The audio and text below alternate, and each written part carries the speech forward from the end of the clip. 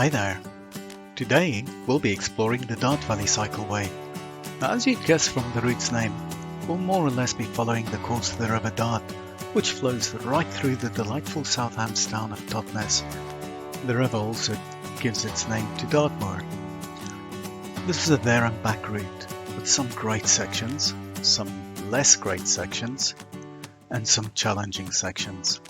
I started right by Steiner School, and from the outset the route runs along a shared pavement right to an often busy, fast B road.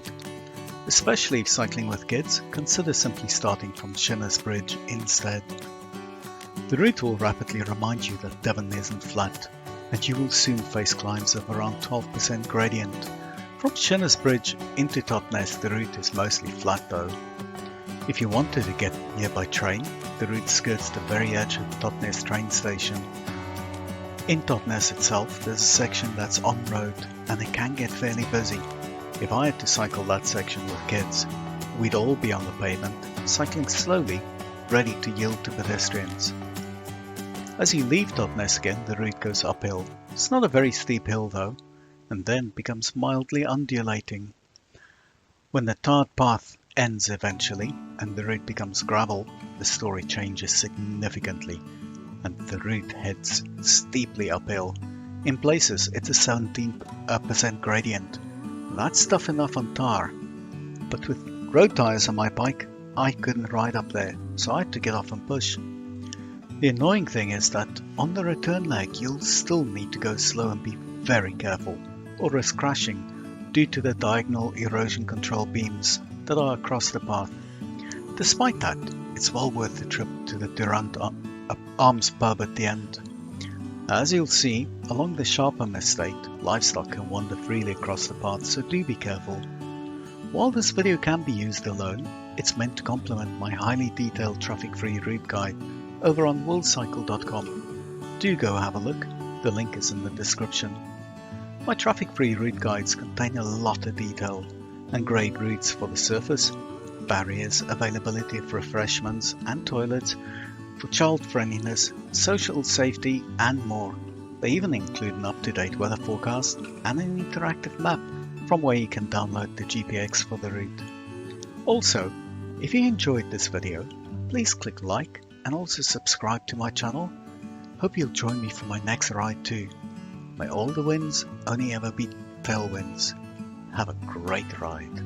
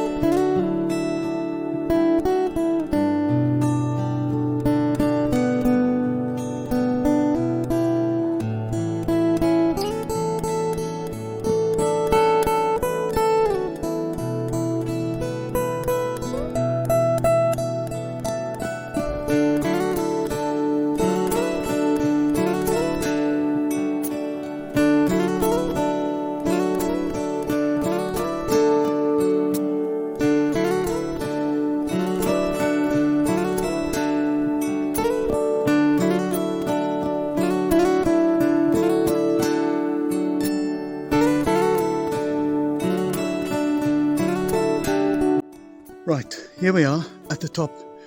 Behind me is the entrance to the Sharpham Estate. Now the path we just cycled on actually belongs to the Sharpham Estate, and they've opened up as a permissive path. It's also part of National Cycle Network Route 2. And for those of you who love to slag off Sustrans, let me rush to Sustrans' defense here. Yes, that's an NCN route that came up that particular rather steep hill with a poor surface. Nobody's saying it's perfect. Nobody's pretending it's perfect. However, if you're familiar with the area, to get where we're going, to get there by road, any other way involves bigger hills than that, on roads that are busy. A roads, 60 mile an hour traffic. And there are lorries and buses and vans and lots of cars. So trust me, that is the better option that we've just come. And besides, if you have a look at the view, it's just stunning along here. Right, but we have a pub waiting, so let's get cracking.